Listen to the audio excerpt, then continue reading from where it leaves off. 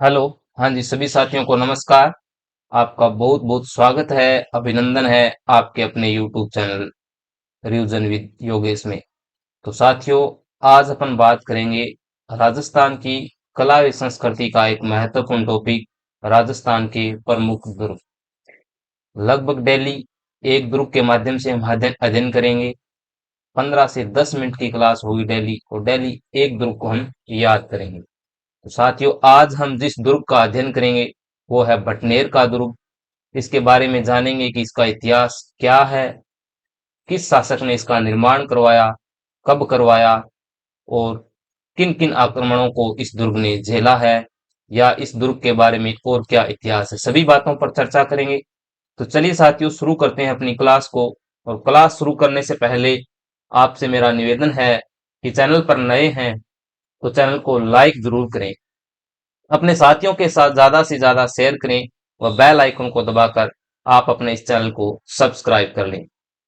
तो चलिए साथियों, शुरू करते हैं आज की क्लास। और सबसे पहले आपको दिखाई दे रहा है हनुमानगढ़ का किला या भटनेर दुर्ग। ये जो सामने तस्वीर दिख रही है आपको, ये भटनेर दुर्ग की है। राजस्थान का सबसे प्राचीनतम दुर्ग कहा जाता है इसको, भटनेर दुर्ग। जानेंगे इसके बारे में, इसका निर्माण किसने करवाया। सबसे पहले भटनेर का नाम आते ही अपने को याद रखना है, भटनेर दुर्ग है कहाँ पे, तो हनुमानगढ़ जिले के अंदर स्थित है। हनुमानगढ़ जिले का नाम हनुमानगढ़ क्यों रखा गया, इसके बारे में हम बात करेंगे। तो चलिए साथियों, शुरू करते हैं। सबसे पहले हमें ध्यान रखना है भटनेर दुर्ग। सबसे पहले जो पूछा जाता है कि भटनेर दुर्ग क्या है। भटनेर का किला, भटनेर का किला। सबसे पहले यही याद रखना है कि किलों की श्रेणियां पूछी जाती हैं। श्रेणियां किस प्रकार की, शुक्र नीति के अंदर शुक्राचार्य ने 8 प्रकार की किलों की श्रेणियां बताई हैं, जिसमें आपका आता है गिरि दुर्ग है, धानवन दुर्ग है, आपकी पारिक दुर्ग है, उसके बाद में पारिद दुर्ग है, और मही श्रेणी का दुर्ग है। उनमें से सबसे पहले यही याद रखना है कि हनुमानगढ़ का जो किला है, भटनेर का जो दुर्ग है, वो किस श्रेणी का दुर्ग है। तो सबसे पहले अपने को याद रखना है कि हनुमानगढ़ यानी भटनेर का दुर्ग धानवन श्रेणी का दुर्ग है। कौन सी श्रेणी का है? धानवन, धानवन श्रेणी। अब धानवन श्रेणी होती क्या है, तो धानवन श्रेणी क्या होती है इसके बारे में हमें जानना है कि धानवन श्रेणी वह श्रेणी होती है कि वह दुर्ग जिसके चारों ओर रेगिस्तान हो। क्या हो? जिसके चारों ओर रेगिस्तान हो, या वह दुर्ग जो चारों ओर से रेगिस्तान से घिरा हुआ हो, उसे हम धानवन दुर्ग कहा जाता है, या वह दुर्ग धानवन दुर्ग की श्रेणी में आता है। धानवन दुर्ग की श्रेणी का सबसे महत्वपूर्ण दुर्ग है, या सबसे बढ़िया उदाहरण अगर बात करें तो जैसलमेर का किला है, क्योंकि जैसलमेर का किला चारों ओर से रेगिस्तान से घिरा हुआ है। इस दानवन श्रेणी की एक उप श्रेणी होती है जिसका नाम होता है मही श्रेणी। क्या होता है? मही श्रेणी, याद रखना है। इसकी एक उप श्रेणी होती है जिसका नाम होता है मही श्रेणी, उप श्रेणी। उप श्रेणी जिसका नाम है मही श्रेणी। क्या है? मही श्रेणी। मही श्रेणी क्या होती है, तो मही श्रेणी में याद रखना है कि वह दुर्ग जो समतल भूभाग पर स्थित हो। किसमें? समतल भूभाग पर स्थित होता है, वह मही श्रेणी का दुर्ग है। तो हनुमानगढ़ दुर्ग या भटनेर के दुर्ग के बारे में दो बातें याद रखनी है कि ऑप्शन में धानवन श्रेणी है तो हमें धानवन श्रेणी करना है, यदि मही श्रेणी है तो क्या करना है? मही श्रेणी करना है। अब बात कर लेते हैं इससे आगे। अगर इससे आगे मैं बात करूं तो भटनेर का दुर्ग, ये आपको तस्वीर दिख रही है, भटनेर का किला देखो चारों ओर से घिरा हुआ है। तो सबसे पहले इसमें आपको जो दिखाई दे रहा है, जो बुर्ज, सबसे पहले ही पूछा जाता है कि इस दुर्ग के अंदर कुल बुर्ज कितने हैं। बुर्ज का मतलब ये चारों ओर जो गोल गोल आकृति बनी हुई है, इसके अंदर चारों ओर जो आपको स्तंभ से दिखाई दे रहे हैं वो क्या होते हैं? बुर्ज होते हैं। तो इसके अंदर कुल बुर्जों की संख्या अगर पूछे तो भटनेर दुर्ग के अंदर जो कुल बुर्ज हैं वो कितने हैं? कुल बुर्ज, कुल बुर्जों की संख्या है वो 52 है। कितनी है? 52। 52 बुर्ज है इसके अंदर, ये याद रखना है। उसके बाद में बात आती है कि इस दुर्ग का जब निर्माण करवाया गया था तो इसका शिल्पकार कौन था? शिल्पकार यानी वास्तुकार, आर्किटेक्चर कौन था इसका? शिल्पकार। यानी इस दुर्ग का नक्शा किसने बनाया था? शिल्पकार या वास्तुकार? वास्तुकार। शिल्पकार या वास्तुकार की बात करें तो एग्जाम में पूछा भी गया है एक बार कि हनुमानगढ़ या बटनेर दुर्ग का वास्तुकार कौन है, तो हमें याद रखना है उस बंदे का नाम है केकैया। क्या है? केकैया। केकैया। क्या है? केकैया। अब बात करें इसका निर्माण किसने करवाया, तो इसका जो निर्माण है, इसका निर्माण निर्माण करवाया था राजा भूपत भाटी ने। किसने करवाया था? राजा भूपत भाटी। राजा भूपत भाटी ने इसका निर्माण करवाया। कब करवाया था? तो याद रखना है कि 285 ईस्वी के अंदर, 285 ईस्वी में इसका निर्माण शुरू करवाया। और कहते हैं कि 295 ईस्वी के अंदर 10 साल में यह दुर्ग बनकर क्या हुआ? तैयार हुआ था। तो तीन बातें याद रखनी है। कुल कितने बुर्ज हैं? 52 बुर्ज हैं इसके अंदर। 52 बीघा में कह सकते हैं या 52 किलो में यह स्थित है। दूसरा, शिल्पकार कौन था? तो याद रखना इसका शिल्पकार है केकैया। निर्माण किसने करवाया? तो राजा भूपत भाटी ने इसका निर्माण करवाया। 285 ईस्वी के अंदर निर्माण शुरू करवाया और 295 ईस्वी के अंदर कहते हैं कि यह दुर्ग बनकर तैयार हुआ था। सबसे प्राचीनतम दुर्ग कहा जाता है। उसके बाद में इसके बारे में और क्या याद रखना है, तो इसके बारे में तीन बातें मुख्यतः याद रखनी है, वो मैं आपको बताता हूं क्या क्या याद रखनी है। पहली बात आपको क्या याद रखनी है? सबसे पहले यह याद रखना है कि राजस्थान का सबसे प्राचीनतम व शक्तिशाली दुर्ग भटनेर दुर्ग के बारे में कहा जाता है कि राजस्थान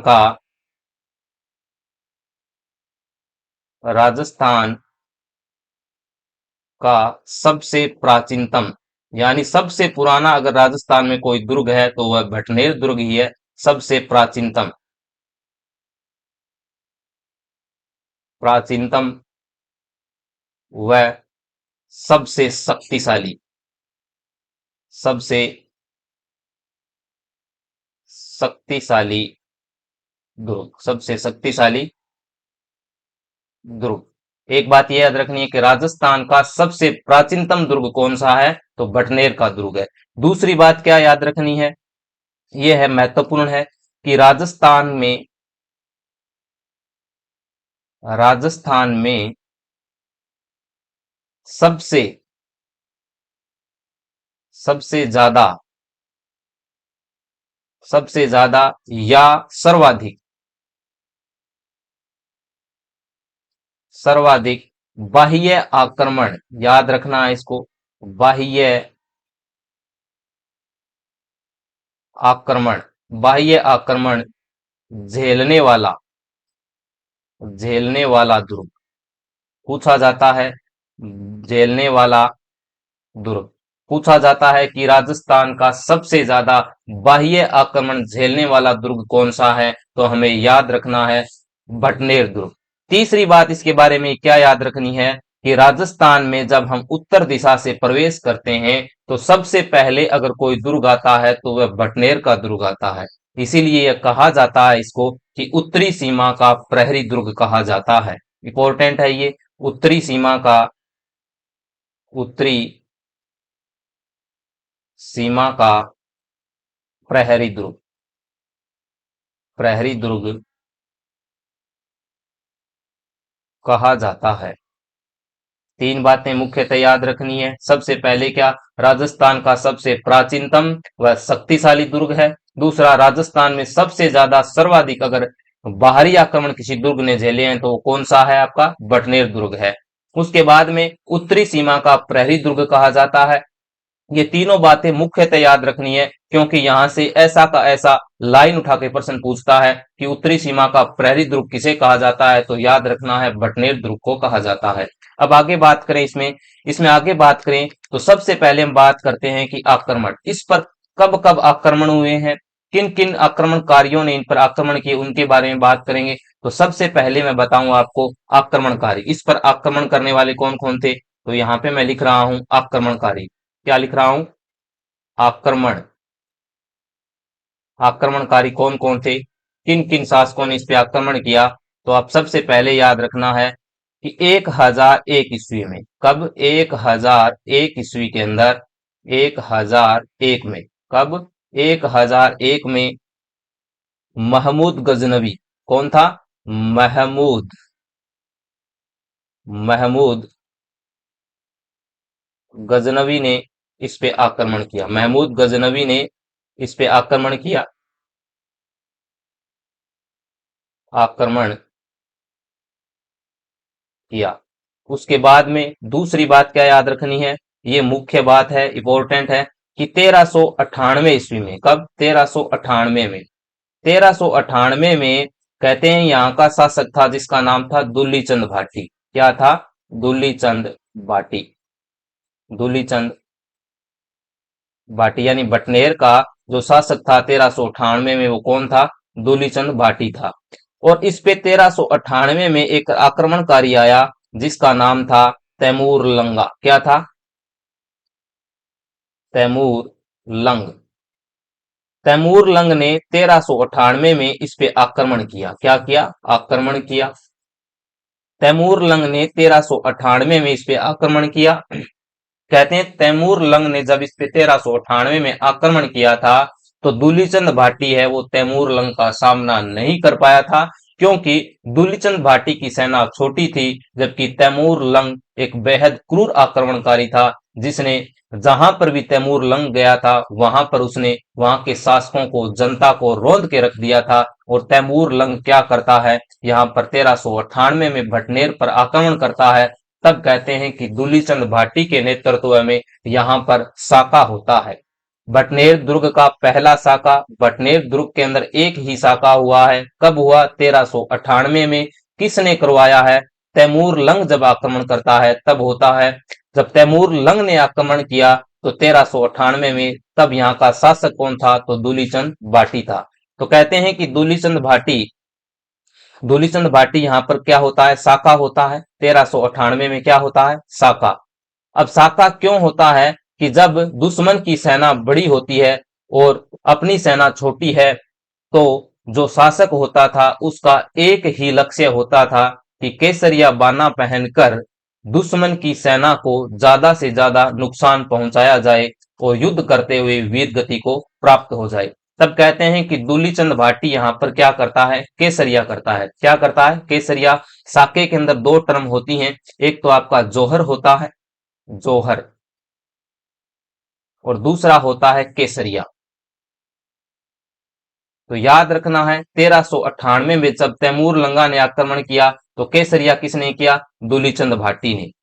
दूलीचंद भाटी। भाटी। जौहर किसने किया? दूलीचंद भाटी की रानियों ने व अन्य महिलाओं ने क्या किया? जौहर किया।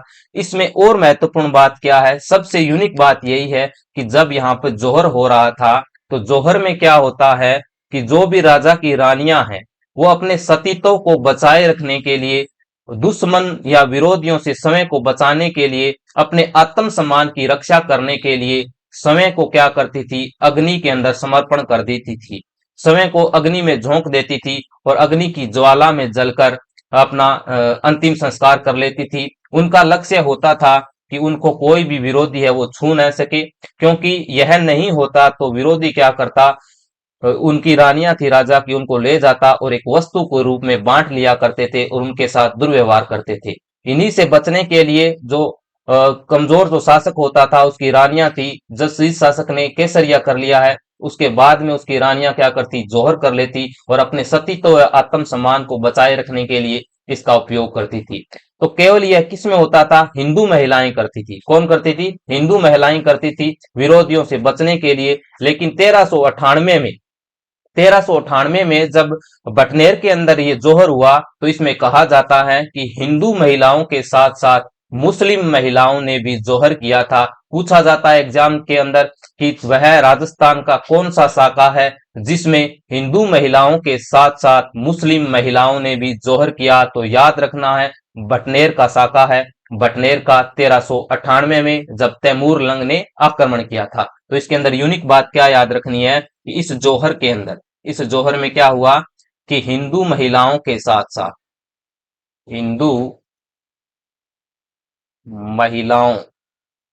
हिंदू महिलाओं के साथ साथ हिंदू महिलाओं के साथ मुस्लिम मुस्लिम महिलाओं ने भी जौहर किया।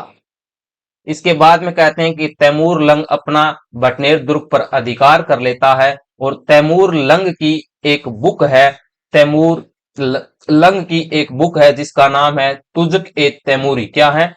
तुजुक ए तैमूरी। तैमूर लंग की अपनी एक आत्मकथा है, याद रखना इसको कि तैमूर लंग की आत्मकथा,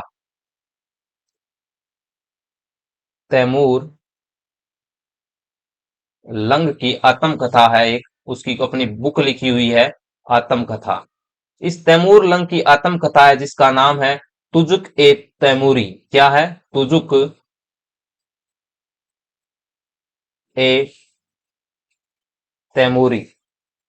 इस तुजुक ए तैमूरी में तैमूर लंग लिखता है बटनेर दुर्ग के बारे में कि बटनेर दुर्ग है ये राजस्थान का सबसे प्राचीनतम व शक्तिशाली दुर्ग है। कहां से पता चलता है हमें इस बात का? तैमूर लंग की आत्मकथा तेजुक ए तैमूरी से पता चलता है। इसमें क्या लिखता है बटनेर दुर्ग के बारे में कि यह दुर्ग दुर्ग राजस्थान का, कहां का? राजस्थान का सबसे प्राचीनतम, सबसे प्राचीनतम, प्राचीनतम व शक्तिशाली दुर्ग है, शक्तिशाली दुर्ग है, दुर्ग है। ये बातें हमें याद रखनी है कि 1398 में तैमूर लंग ने इस पे आक्रमण किया था। उसके बाद में क्या हुआ ये आपको याद रखना है कि बात है 1527 की। कब की है?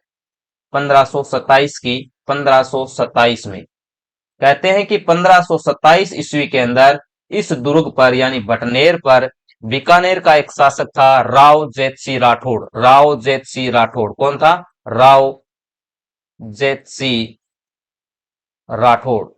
राव जेतसी राठौड़ के अधिकार में यह दुर्ग था। कब? 1527 ईस्वी में राव जेतसी राठौड़ का अधिकार था, अधिकार था। कब था? 1527 में। जब राव जेतसी राठौड़ का 1527 में इस पर अधिकार था, तभी कहते हैं कि बात है 1534 ईस्वी की। 1534 की, यानी इसके 7 साल बाद अब राव जेतसी राठौड़ के अधिकार में है ये बटनेर दुर्ग। तो 1534 ईस्वी के अंदर, कब? 1534 में। 1534 में जो मुगल शासक हुमायूं हुआ है, कौन है? हुमायूं। उसका भाई था कामरान। क्या था नाम उसका? कामरान। कहते हैं कामरान ने 1534 ईस्वी में बटनेर पे आक्रमण किया और एक बार बटनेर को अपने अधिकार में कर लिया। लेकिन राव जेतसी राठौड़ क्या करता है? तुरंत ही अपना पुनः अधिकार है वो किस पे कर लेता है? बटनेर दुर्ग पर कर लेता है। इसलिए हुमायूं का भाई कामरान है वो इस पर अधिकार करने में कहते हैं लगभग असफल रहा था। तो याद रखना है कि 1534 में कामरान, हुमायूं का भाई, क्या याद रखना है? हुमायूं के भाई कामरान, कामरान ने आक्रमण किया, आक्रमण किया बटनेर पर, बटनेर पर, बटनेर पर, लेकिन अपने अधिकार करने में असफल रहा, लेकिन असफल रहा। ये बातें याद रखनी है। दो बातें हैं, एक तो 1527 में इस पर किसने अधिकार किया था? राव जेतसी राठौड़ का था। और 1534 में कामरान एक असफल प्रयास करता है इस पर अधिकार करने का, लेकिन वह भी सफल नहीं हो पाता है। उसके बाद में क्या याद रखना है? उसके बाद में आता है कि 1570 की बात है। कब की है? 1570 में। 1570 में क्या हुआ कि 1570 में, 1570, 1570, 1570 में जब दिल्ली सल्तनत का राजा अकबर था, कौन था? अकबर। 1570 में अकबर क्या करता है? अकबर बटनेर दुर्ग पर अपना अधिकार कर लेता है। बटनेर दुर्ग पर अपना अधिकार कर लेता है, कर लेता है। अब 1570 में ही आपको पता है कि अकबर ने दरबार लगाया था, नागौर दरबार। 1570 में अकबर ने नागौर दरबार लगाया। क्यों लगाया था? क्योंकि यह राजपूत राजाओं को क्या करवाना चाहता है? अपनी अधीनता स्वीकार करवाना चाहता है। और नागौर दरबार में इसने सभी राजाओं को निमंत्रण दिया उपस्थित होने का। जो भी नागौर दरबार के अंदर उपस्थित हुआ उसने क्या की थी, अकबर की अधीनता स्वीकार की थी। लेकिन 1570 में जब अकबर ने नागौर दरबार लगाया था, उस समय जो बीकानेर का राजा था कल्याणमल, कौन था, कल्याणमल, और बटनेर है उस समय किसके अधिकार में था, कल्याणमल के। और अकबर ने 1570 में ही क्या किया, बटनेर पर अपना अधिकार कर लिया। लेकिन अब नागौर दरबार के अंदर बीकानेर का कल्याणमल उपस्थित होता है, अकेला ही नहीं, उसके दो पुत्र राय सिंह व पृथ्वीराज राठौड़, कौन था, पृथ्वीराज राठौड़, दोनों पुत्रों के साथ नागौर दरबार में उपस्थित होता है और अकबर की अधीनता स्वीकार कर लेते हैं। तब कहते हैं कि अकबर बटनेर दुर्ग से अपनी सेना हटा लेता है और बटनेर दुर्ग को वापस कल्याणमल को सौंप देता है। तो याद रखना ये बात कि 1570 में जब अकबर ने नागौर दरबार लगाया था, तो बीकानेर का कल्याणमल, बीकानेर का कल्याणमल दरबार में उपस्थित हुआ, दरबार में उपस्थित हुआ हुआ और अकबर की अधीनता स्वीकार कर ली। जब कल्याणमल अकबर की अधीनता स्वीकार कर लेता है तो अकबर क्या कहता करता है, बटनेर दुर्ग से अपनी सेना को हटा लेता है। उसके बाद में याद रखना है 1805, एक यूनिक डेट है, ये भी ये इंपॉर्टेंट है, यहां से हमें पता चलेगा कि हनुमानगढ़ का नाम कैसे पड़ा। कहते हैं कि 1805 ईस्वी में, कब, 1805 में, 1805 में एक शासक हुआ है जिसका नाम है सूरत सिंह। क्या है, सूरत सिंह। सूरत सिंह 1805 में बटनेर पर अधिकार किसका है, 1805 में बटनेर दुर्ग पर, बटनेर दुर्ग पर पिंडारियों का अधिकार है। किसका है, पिंडारियों का, पिंडारियों का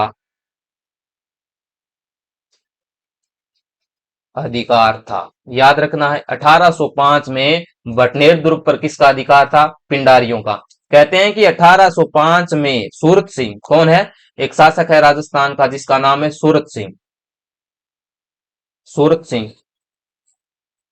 सूरत सिंह ने क्या किया कि 1805 में बटनेर पर आक्रमण करता है और पिंडारियों पर आक्रमण करता है, पिंडारियों का क्या करता है, यहाँ पे दमन करता है, पिंडारियों को हराता है।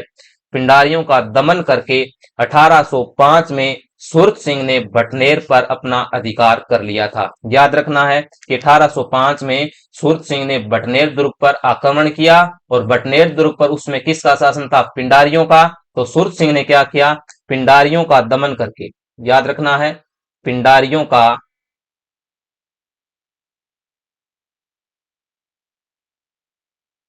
आक्रमण किया और पिंडारियों का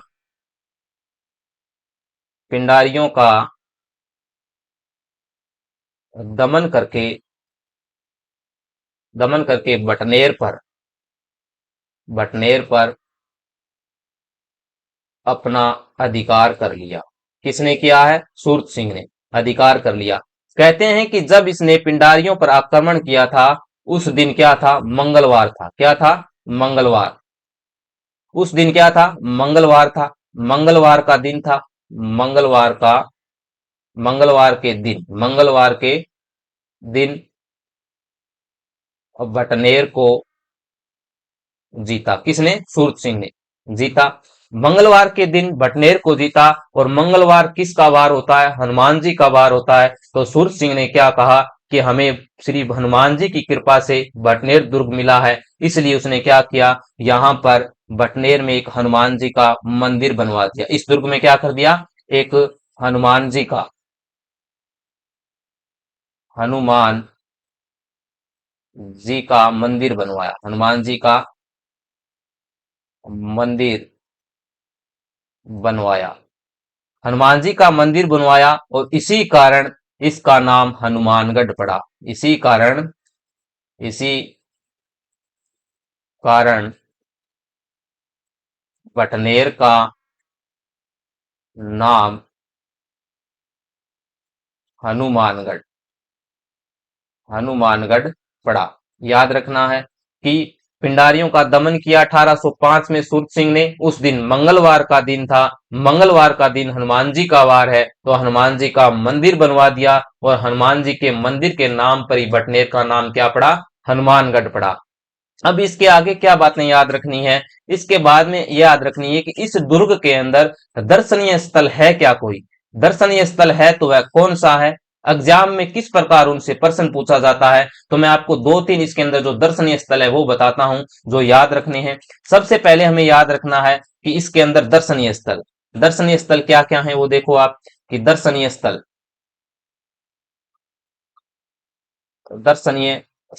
मैं तीन चार बताऊंगा जो एग्जाम के अंदर पूछे गए हैं, वही नाम बताऊंगा मैं आपको। सबसे पहले याद रखना है, पूछा गया ये, इसके अंदर है आपकी शेर खां की कब्र। एक एग्जाम के अंदर क्वेश्चन था कि शेर खां की कब्र किस दुर्ग के अंदर है, तो हमें याद रखना है भटनेर दुर्ग के अंदर। सबसे पहले दर्शनीय स्थल क्या है इसके अंदर, शेर खां की कब्र, शेर खां की कब्र, शेर खां की कब्र है इसके अंदर। दूसरी चीज क्या है इसके अंदर देखने लायक, दूसरी चीज यहां पर क्या है, हनुमान जी का मंदिर है। क्या है, हनुमान जी का मंदिर है, हनुमान जी का मंदिर है। उसके बाद में सबसे महत्वपूर्ण बात जो है, जो कि लगभग एग्जामों के अंदर पूछी जाती है, कि मामा भांजा की मजार किस दुर्ग के अंदर स्थित है, तो याद रखना है भटनेर दुर्ग के अंदर स्थित है। तो क्या है इसके अंदर, मामा भांजा की मजार, मामा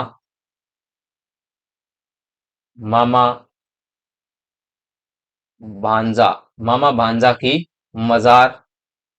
तीन दर्शनीय स्थल हैं, याद रखना है कि दर्शनीय स्थल क्या क्या है इसमें, एक तो शेर खां की कब्र है, हनुमान जी का मंदिर है, और मामा भांजे की मजार है, वो कहां पर है, बटनेर दुर्ग के अंदर स्थित है।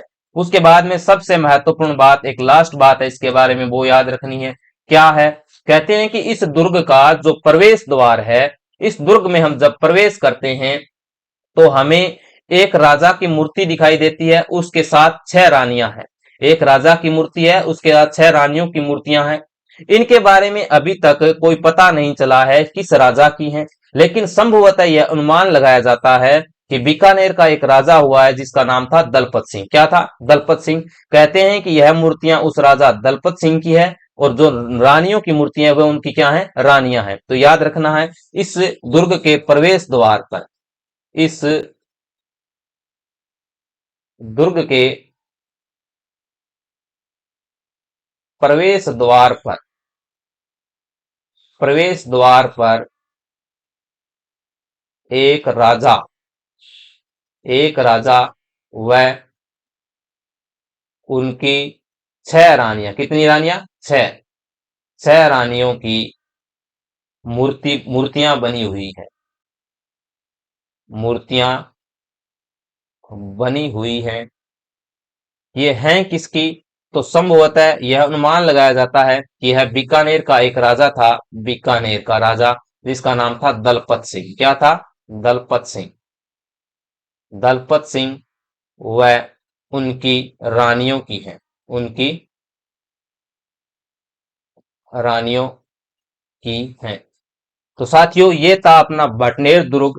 बटनेर दुर्ग के बारे में जो भी कॉम्पिटेटिव एग्जाम के अंदर क्वेश्चन बनता है वो सारे मैंने बता दिए हैं। अगर कोई बटनेर दुर्ग के बारे में क्वेश्चन बनता है, एग्जाम के अंदर आता है, तो इनसे बाहर नहीं जाएगा, क्योंकि सारी की सारे जो इंपॉर्टेंट बातें थी वो मैं लेकर आया था, आपको बताई हैं। तो आप इसको पढ़ना, याद करना, रिवाइज करना। अब कल बात करें हम अगले किसी और दुर्ग की। तब तक के लिए सभी साथियों का धन्यवाद। जय हिंद, जय भारत।